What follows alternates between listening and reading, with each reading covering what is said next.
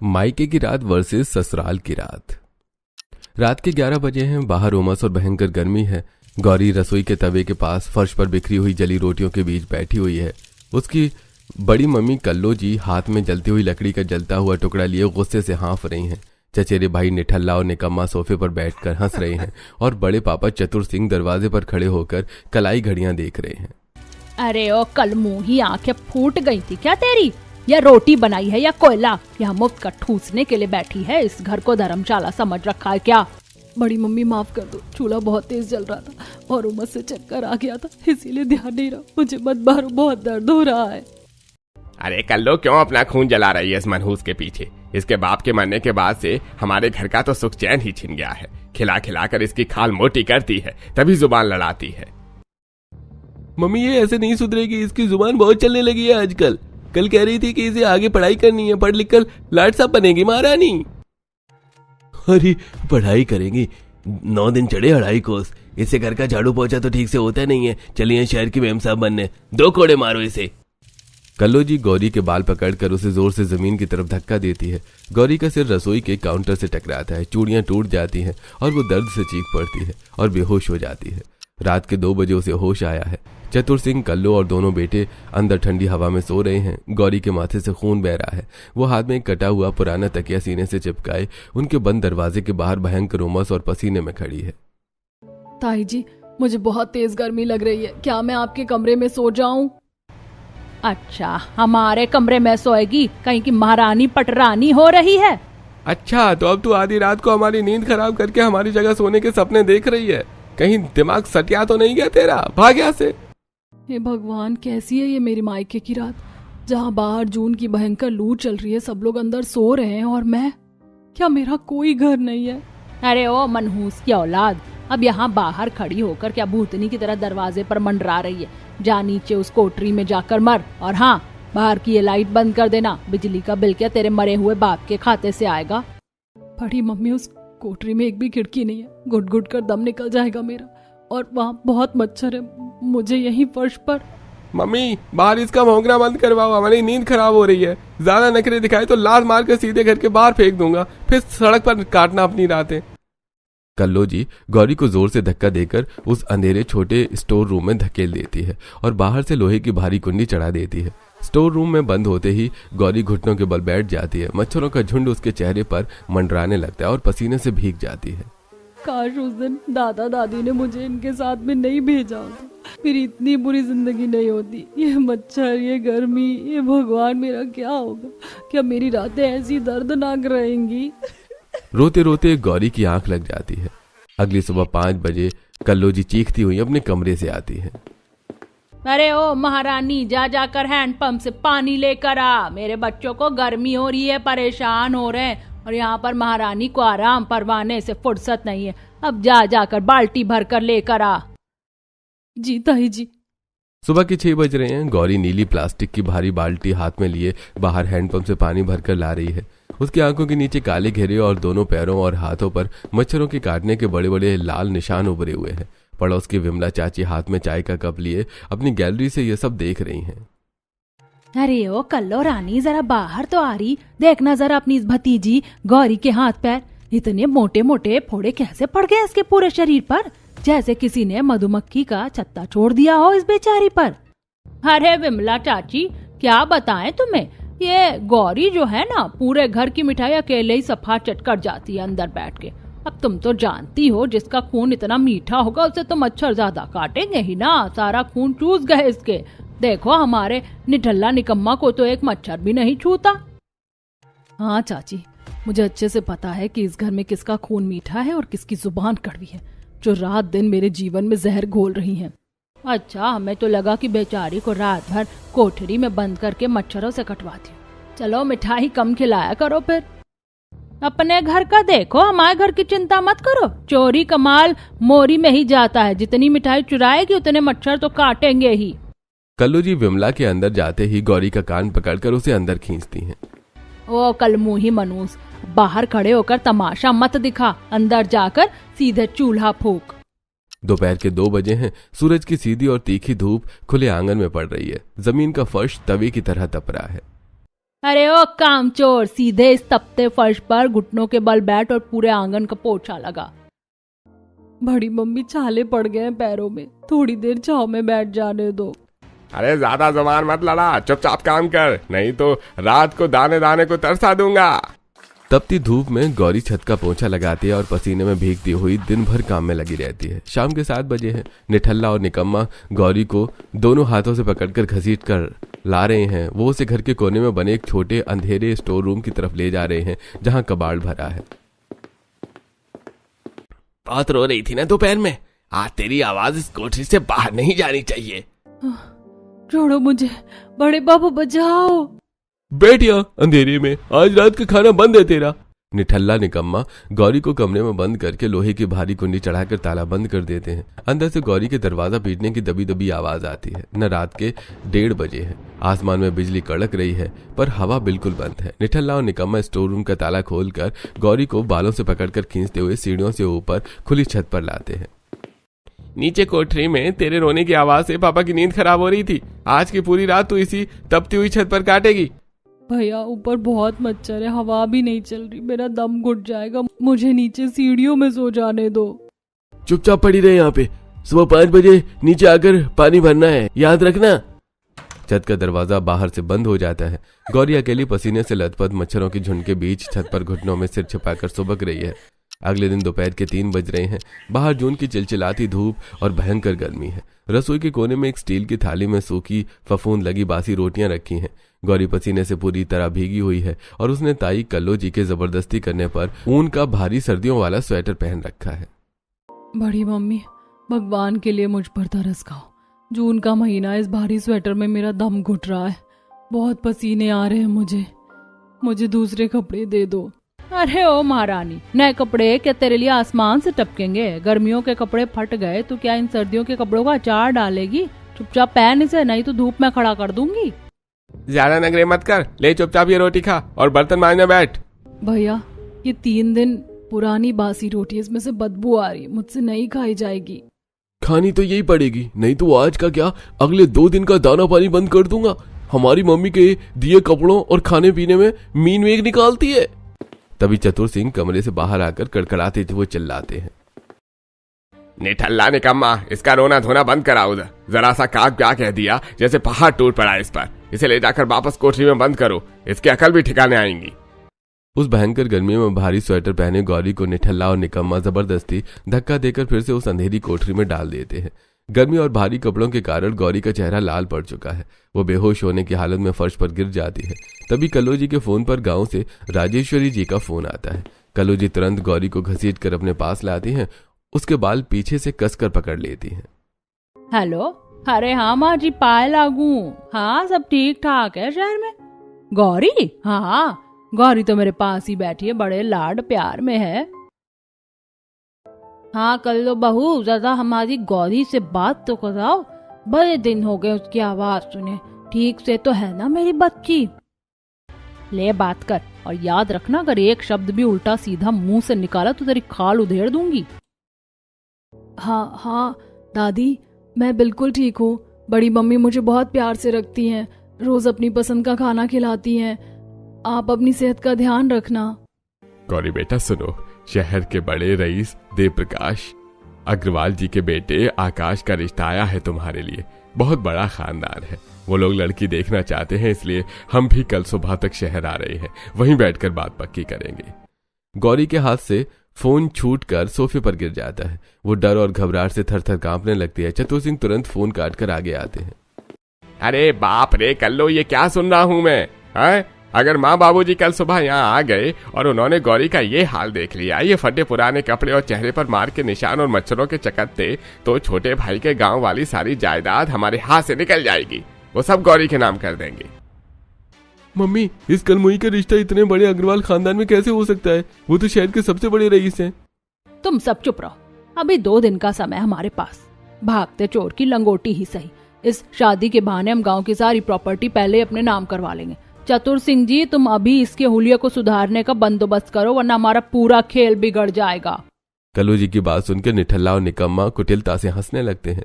चतुर सिंह अपनी जेब से पैसे निकालकर निठल्ला को देते हैं। निठल्ला, ये पकड़ पैसे। अभी इसी वक्त बाजार लेकर जा इसे, और 2 जोड़ी पटरी वाले सस्ते सूट और एक प्लास्टिक की चप्पल दिलाकर ले आ इसे। और हाँ, रास्ते में मेडिकल स्टोर से वो मच्छरों के चकत्ते और मार के निशान मिटाने वाली क्रीम जरूर ले आना। हाँ पापा, आप चिंता मत करो, इसका ऐसा हुलिया बदल दूंगा कि लड़के वाले और दादा दादी देखते ही रह जाएंगे, किसी को शक भी नहीं होगा। तभी कल्लू जी गौरी को बालों से पकड़कर सोफे के पास खींचती है। और सुन रे कल मुही, ये जो नए कपड़े और क्रीम मिल रही है ना तुझे, ये सिर्फ 2 दिन का नाटक है। अगर कल लड़के वालों के सामने तूने जरा सा भी रोना धोना किया या दादा दादी को अपनी आप बीती सुनाई तो विदाई से पहले तेरा वो हाल करूंगी कि यमराज भी कांप उठेगा। सीधे जायदाद के कागजात पर साइन करेगी, तू समझ गई? हाँ हाँ बड़ी मम्मी, मैं कुछ नहीं बोलूंगी, जैसा आप कहोगे मैं वैसा ही करूंगी, मुझे मत मारना। अगले ही पल निठल्ला गौरी का हाथ बेरहमी से पकड़कर उसे झटके से घर के बाहर बाजार की तरफ घसीटते हुए ले जाता है। दोपहर का समय है, बाजार में भयंकर भीड़ और शोर शराबा है। सूरज की तेज धूप चमक रही है। निठल्ला गौरी को खींचते हुए एक कपड़े के ठेल के सामने लाकर खड़ा करता है। गौरी शर्म और डर के मारे अपनी फटी हुई आस्तीन से चेहरा छिपाने की कोशिश कर रही है। ए भाई, इस लड़के के नाम के 2 सबसे सस्ते वाले सूट निकाल, जो सबसे कम दाम का हो वही दे। भैया पैरों में छाले पड़ गए, वो प्लास्टिक वाली चप्पल भी दिला दो, रास्ता बहुत गर्म है। चुपचाप खड़ी रहे, या भिखारी की तरह मांगना बंद कर, ज्यादा महारानी मत बन, चुपचाप ये सूट पकड़। सूट हाथ में लेकर निठल्ला आगे बढ़ता है और एक मेडिकल स्टोर के सामने रुकता है। भैया, इस लड़के के हाथ पैर पर जो मच्छरों के काटने के लाल निशान है ना, इन्हें 2 दिन में गायब करने वाली कोई तगड़ी क्रीम दे दो जल्दी से। भाई साहब, ये सिर्फ मच्छरों के निशान नहीं लग रहे हैं, कुछ चोट के भी हैं। अरे तो डॉक्टर, तू अपना ज्ञान अपने पास रख, जितनी दवा मांगे उतनी दे, ज्यादा बकवास मत कर। दुकानदार सहम कर क्रीम दे देता है। निठल्ला वो क्रीम और कपड़े गौरी के हाथ में जोर से मारता है। ले इसे पकड़ और चल घर चलते ही पूरा शरीर पर मल लेना। कल जब अग्रवाल खानदान के लोग आए तो तू एक रईस घर की संस्कारी बेटी दिखनी चाहिए, कोई अनाथ नौकरानी नहीं। चल अब घर। निठल्ला गौरी को डराता धमकाता हुआ वापस अपने घर लाता है। घर के कोने में बैठकर गौरी कांपते हाथों से अपने जख्मों और मच्छरों के निशानों पर वो क्रीम लगा लेती है। लेकिन क्या जिस शादी के लिए गौरी को इतना तैयार किया जा रहा है, क्या वो शादी गौरी की जिंदगी में नया सवेरा और खुशनुमा रातें लेकर आएगी? कमेंट में बताइएगा। खैर, 2 दिन बाद सुबह के 11 बजे हैं। गांव से दादा दादी आ गए हैं और सोफे पर बैठे हैं। दूसरी तरफ देव प्रकाश जी, उनका बेटा आकाश और गायत्री जी बैठे हैं। चतुर सिंह और कल्लू जी हाथ जोड़कर उनकी खातिरदारी में लगे हैं। गौरी कोने से नई चप्पल और ठेल वाला नया सूट पहनकर कांपते हाथों से चाय का नाश्ता लेकर हॉल में आती है। क्रीम लगाने की वजह से उसके निशान थोड़े हल्के पड़ चुके हैं।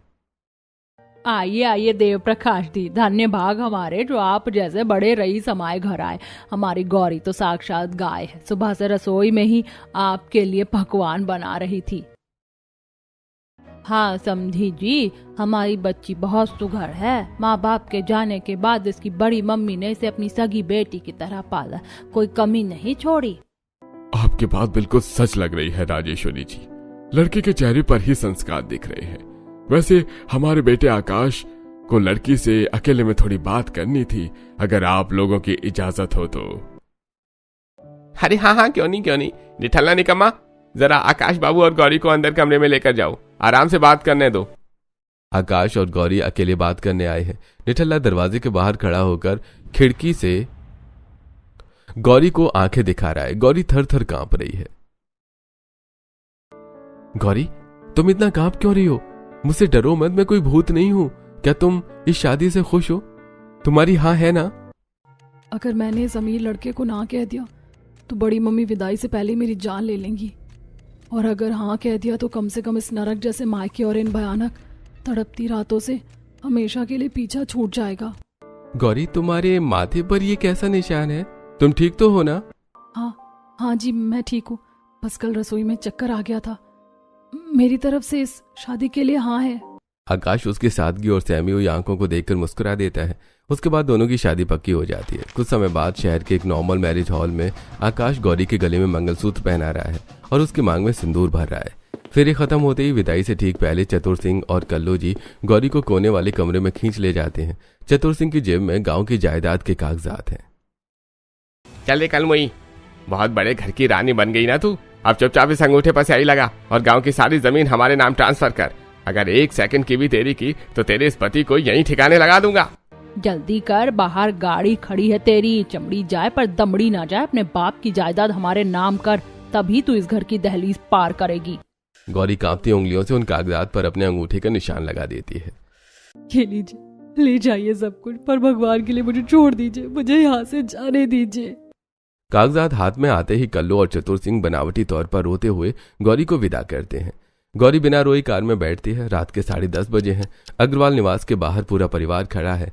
गायत्री जी हाथ में कुमकुम, अक्षत और आरती की थाली लिए खड़ी हैं। दरवाजे पर तांबे का एक सुंदर कलश और कुमकुम के पानी से भरी थाली रखी है। गौरी लाल जोड़े में घूंघट निकाले खड़ी है। नजर ना लगे मेरी प्यारी बहू को। चल बेटा गौरी, अपने दाहिने पैर से इस कलश को हल्के से गिराकर घर के अंदर कदम रख। हे भगवान, बड़ी मम्मी कहती थी कि मैं मनहूस हूँ, जहाँ जाऊंगी वहाँ अमंगल करूंगी। अगर ये कलश मुझसे ठीक से नहीं गिरा तो क्या ये लोग भी मुझे मारेंगे? अरे डरो मत गौरी, पैर आगे बढ़ाओ। माँ कब से तुम्हारी आरती उतारने के लिए खड़ी है। गौरी कांपते हुए पैर से कलश को हल्के से ढकेलती है और कुमकुम की थाली में पैर रखकर जैसे ही सफेद फर्श पर चलती है उसके पैरों के सुंदर लाल निशान छप जाते हैं। गायत्री जी तुरंत आगे बढ़कर उसे गले लगा लेती हैं। आज से ये घर तुम्हारा हुआ बेटा। राधा, लखन, जाओ अपनी भाभी को घर के अंदर ले जाओ। चलो भाभी, आपको आपका नया कमरा दिखाते हैं। रात के 11:30 बजे हैं। आकाश के कमरे में एसी चल रहा है जिससे ठंडी ठंडी हवा आ रही है। बेड पर मखमली गद्दे और सुंदर चादर बिछी है, लेकिन गौरी उस आलीशान बेड पर न बैठकर कमरे के सुदूर कोने में फर्श पर जमीन पर घुटने मोड़कर सिकुड़ कर बैठी है। उसने डर के मारे न तो एसी का रिमोट छुआ है और न ही लाइट बंद की है। आकाश कमरे में आता है। गौरी, अरे तुम यहाँ नीचे फर्श पर क्यों बैठी हो? और इतनी गर्मी में कमरे का एसी और पंखा क्यों बंद कर रखा है? देखो तुम पूरी पसीने से भीग गई हो।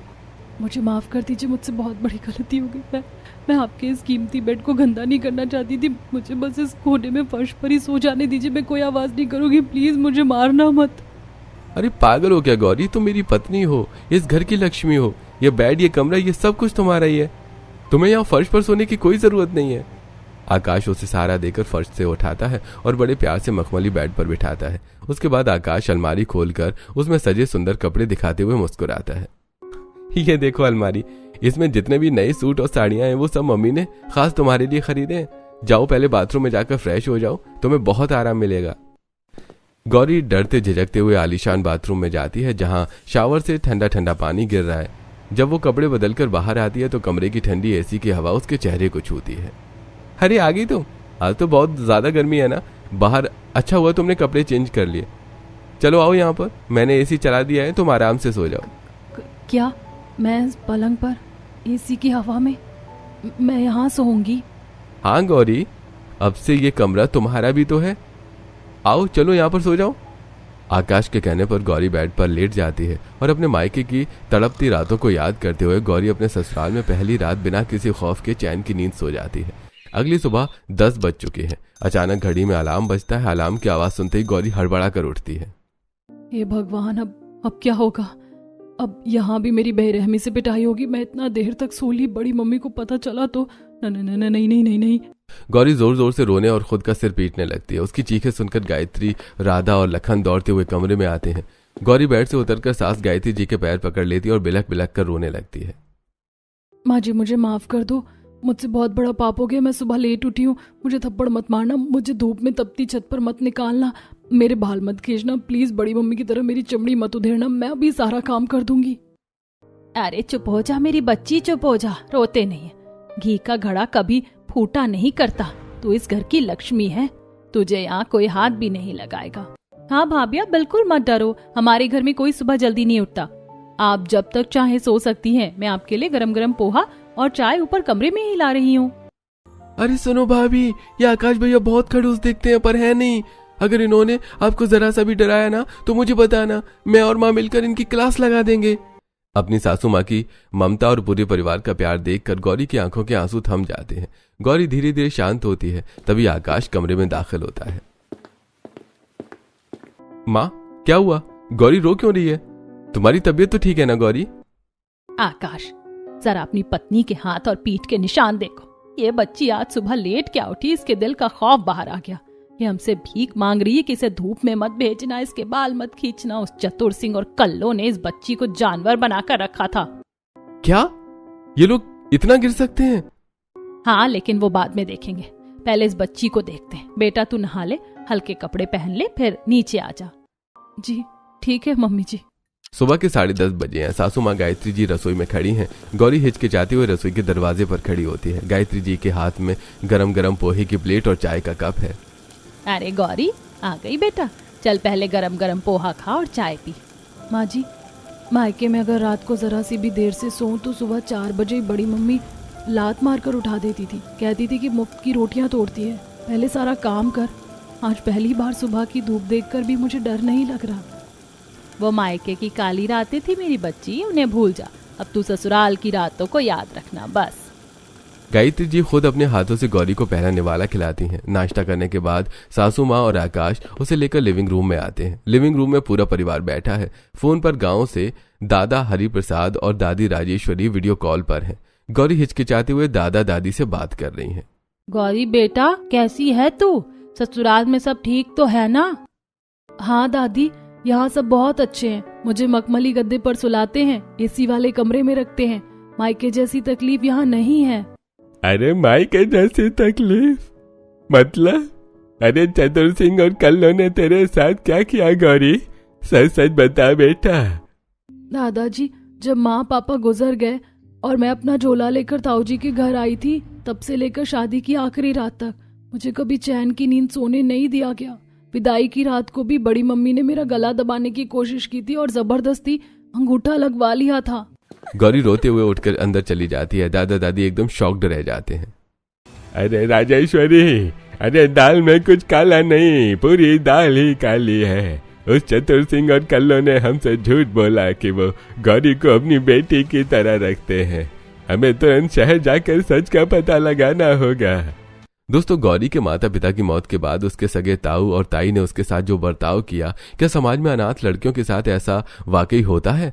क्या अपनों के वेश में छुपे ऐसे कसाईयों को बेनकाब करना जरूरी है? अपनी राय कमेंट में जरूर दें। अब देखिए कहानी का सबसे बड़ा मोड़। दोपहर का समय है। दादा दादी गांव से सीधे शहर में चतुर सिंह के घर पहुंचते हैं। ताई कल्लो और ताऊ चतुर सिंह आंगन में बैठे हैं। दादाजी जोर से दरवाजा खटखटाते हैं। अरे बाबूजी, अम्मा, आप लोग अचानक यहाँ शहर में? चतुर सिंह, तुम्हारी बुद्धि खराब हो गई है क्या? एक तो हमने अनाथ बच्ची को तुम्हारे भरोसे छोड़ा और तुमने उसकी जिंदगी नरक बना दी। अरे राम जी, अम्मा जी, आपका दिमाग खराब हो गया है क्या? एक तो हमने उस मनहूस लड़की को इतने अपने घर में रखा, खिलाया पिलाया, और अब आप हम ही पर ऐसे घटिया इल्जाम लगा रही है। वो लड़की नंबर 1 की झूठी है।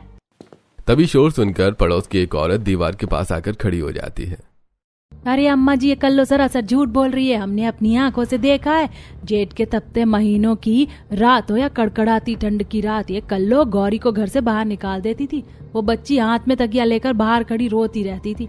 अंदर ये लोग एसी में सोते थे, मच्छर उसे काटते थे, पर इन्हें तरस नहीं आता था। इन लोगों ने उस बच्ची को जानवर से बदतर बना कर रखा था। पड़ोसन की बात सुनते ही दादा हरिप्रसाद का खून खौल उठता है। उनका गुस्सा 7वें आसमान पर पहुंच जाता है। अरे नहीं दरिंदे, अपनी ही सगी भतीजे के साथ ऐसा जुल्म, अरे धिक्कार है तुम पर। बाबूजी, आप हाथ क्यों उठा रहे? वो प्रॉपर्टी हमारी है। एक ढेला नहीं मिलेगा तुम लालचियों को। वो सारी प्रॉपर्टी गौरी के नाम की थी और उसी की रहेगी। दादाजी तुरंत जेब से फोन निकालते हैं और गौरी के ससुर देव प्रकाश जी को फोन लगाते हैं। देव प्रकाश जी, मैं गौरी का गुनहगार दादा बोल रहा हूँ। हमसे बहुत बड़ी भूल हो गई। हमारी भूल सी बच्ची को इन भेड़ियों ने जीते जी नरक की आग में झोंक रखा था। उसकी हर रात आंसुओं में बीती है। अब सब आपके हाथ में है देव प्रकाश जी। मेरी बच्ची का ध्यान रखिएगा। आप फिक्र मत कीजिए दादाजी। अगर मायके की उसकी हर रात दर्दनाक थी, तो अग्रवाल परिवार का वादा है कि ससुराल की उसकी हर रात हम खुशियों से सराबोर कर देंगे। गौरी के ससुर जी ने जो वादा किया था, उसे अग्रवाल परिवार के हर सदस्य ने निभाया। मायके की वो डरावनी रातें अब बीत चुकी थी और ससुराल की हर रात गौरी के लिए सुख की मिसाल बन रही थी। रात के 11 बज रहे हैं। पूरा परिवार गौरी को लेकर लॉन्ग ड्राइव पर जा रहा है, गाड़ी में बैठे हुए। गौरी, जरा गाड़ी का एसी कम करूं क्या? काफी ठंडी हवा आ रही है। नहीं आकाश, रहने दीजिए। मायके में गर्मियों की रात को ताई जी मुझे घर से बाहर निकाल देती थी और मैं मच्छरों के बीच तड़पती थी। आज गाड़ी की इस ठंडी हवा में आपके साथ बैठकर लग रहा है जैसे मैं कोई सपना देख रही हूँ। सपना नहीं, हकीकत है बेटा। चलो आज सब मिलकर रात की ठंडी हवा में केसर पिस्ता आइसक्रीम खाएंगे। और भाई आइसक्रीम खाते खाते कल रात का प्लान भी तो फाइनल कर लो। कल शहर में वो बहुत बड़ा VIP म्यूजिक कॉन्सर्ट है ना? हाँ, टिकट मैंने पहले ही बुक कर ली है। कल की रात मेरी सुंदर बीवी के नाम। गौरी तैयार है ना? कल तुम्हें एक बहुत बड़े लाइव शो में ले चलेंगे। म्यूजिक कॉन्सर्ट मैंने तो आज तक सिर्फ टीवी पर देखा है आकाश। अरे कल तो अपनी आंखों से देखना बेटा, अग्रवाल परिवार की बहू जहां भी जाएगी शान से जाएगी। और अगली ही रात आकाश अपना वादा पूरा करता है। शहर के सबसे बड़े और शानदार VIP म्यूजियम कॉन्सर्ट के ठीक सामने, जहां रंग बिरंगी रोशनियां जगमगा रही थी, वहां आकाश और गौरी फ्रंट रो में बैठे थे। गौरी देखो सामने स्टेज की तरफ, तुम्हारा फेवरेट सिंगर लाइव परफॉर्म कर रहा है। कैसा लग रहा है तुम्हें? बहुत ज्यादा खूबसूरत आकाश। मायके में सूरज ढलते ही मेरा दिल कांपने लगता था कि पता नहीं आज रात बड़ी मम्मी कौन सा नया जुल्म ढाएंगी। मेरे लिए रात का मतलब सिर्फ अंधेरा और रोना था। और मेरे साथ तुम्हारी हर रात का मतलब होगा रोशनी, सुकून और ये खूबसूरत मुस्कान। जो बीत गया उसे उस अंधेरे में ही छोड़ दो गौरी। सच्ची आकाश, आपके साथ इस उजाले में आकर ऐसा लग रहा है जैसे मुझे मेरी खोई हुई जिंदगी वापस मिल गई है। Thank you so much. Gauri के ससुराल में रातें हंसी खुशी गुजर रही थी। कुछ दिनों बाद गौरी अपने ससुराल वालों के साथ पास के एक बड़े मंदिर में दर्शन करने गई है। परिवार के सभी लोग पंडित जी से बात कर रहे हैं और गौरी हाथ में पूजा की थाली लिए वीरान में बने एक पेड़ के पास खड़ी है। तभी अचानक ताऊ चतुर सिंह और उसके दोनों निकम्मे बेटे निठल्ला और निकम्मा उसे घेर लेते हैं। चतुर सिंह के हाथ में जायदाद के नए कागजात हैं। बहुत उड़ रही है ना तू? तेरे दादा दादी ने हमारे घर आकर तमाशा किया। चल चुपचाप इस नए पेपर पर साइन कर, नहीं तो आज तुझे जिंदा नहीं छोड़ेंगे। नहीं ताऊ जी, मैं साइन नहीं करूंगी। वो बाबा की आखिरी निशानी है। अरे साइन कैसे नहीं करेगी? आज तेरी ये ससुराल वाली हेकड़ी यही निकाल दूंगा। गौरी का गला दबते ही उसकी पूजा की थाली हाथ से छूटकर गिरती है। गौरी तड़पने लगती है। तभी निकम्मे निठल्ले, जैसे नाम है वैसे ही कर्म। कमीनों, तुम्हारा ये हिम्मत कि सरेआम मेरी पत्नी पर हाथ उठाओ। अरेस्ट कर लो इन तीनों कसाईयों को। जबरदस्ती साइन करवाना, घरेलू हिंसा और जान से मारने की कोशिश। हवालात में चक्की पीसेंगे अब ये तीनों। पुलिस ताई ताऊ और दोनों बेटों को घसीटते हुए जीप में डालती है। गांव की और शहर की पूरी प्रॉपर्टी कानूनी तौर पर गौरी के नाम सुरक्षित हो जाती है। कुछ दिनों बाद आकाश गौरी को हनीमून के लिए पहाड़ों की खूबसूरत वादियों में ले गया, जहां एक शांत बहती नदी के किनारे आलीशान लग्जरी टेंट लगा हुआ था। अरे लो गौरी, कड़कड़ाती ठंड में ये गर्मा गर्म कॉफी और ये कश्मीरी शॉल अच्छे से ओढ़ लो। नदी के किनारे ठंडी हवा बहुत तेज है। पता है आकाश, मायके की ऐसी कड़कड़ाती ठंडी रातों में मेरे पास ओढ़ने को एक फटा हुआ कंबल तक नहीं होता था। लेकिन आज तुम दुनिया की सबसे महफूज जगह पर हो। हाँ आकाश, अब मुझे रातों से डर नहीं लगता, बल्कि अब मुझे रातों से प्यार होने लगा है। हनीमून से लौटने के बाद गर्मियों की एक रात को पूरा अग्रवाल परिवार घर की बड़ी सी खुली बालकनी में इकट्ठा हुआ, जहां ठंडी हवा देने वाला एक बड़ा कूलर लगा था। भाभी देखो मैं कैसे दिख रहा हूँ, एकदम मैंगो भूतना। लखन, तुम कभी नहीं सुधरोगे। बहुत मजाकिया हो तुम। लखन, परेशान मत कर अपनी भाभी को। आकाश बेटा, फ्रिज से वो गाढ़ा ठंडा ठंडा मैंगो शेक और खरबूजे के टुकड़े निकाल ला। गौरी बेटा, अब तो तुम्हें इस घर में मायके जैसी घुटन नहीं लगती ना? बिल्कुल नहीं पापा जी, मायके की वो भयानक रातें अब एक बुरा सपना लगती है। इस परिवार ने मुझे जो प्यार दिया, उसके बाद मेरी हर रात खुशनुमा हो गई है। रात के 2 बजे कमरे में AC की मखमली ठंडक थी। गौरी किंग साइज बेड के मखमली गद्दे पर बिना किसी खौफ और बिना किसी आंसू के सुकून की गहरी नींद सो रही थी। आकाश सोती हुई गौरी को देखकर मुस्कुराता है। सो जाओ सुकून से गौरी, अब तुम्हें अपनी जिंदगी की किसी भी रात में कभी रोना नहीं पड़ेगा, यह आकाश का वादा है। दोस्तों, क्या आपको लगता है कि गौरी के ताई ताऊ जैसे लालची और क्रूर लोगों को पुलिस के हवाले करके ताउम्र जेल की सलाखों के पीछे सड़ने के लिए छोड़ देना चाहिए? अपनी राय कमेंट में जरूर दें।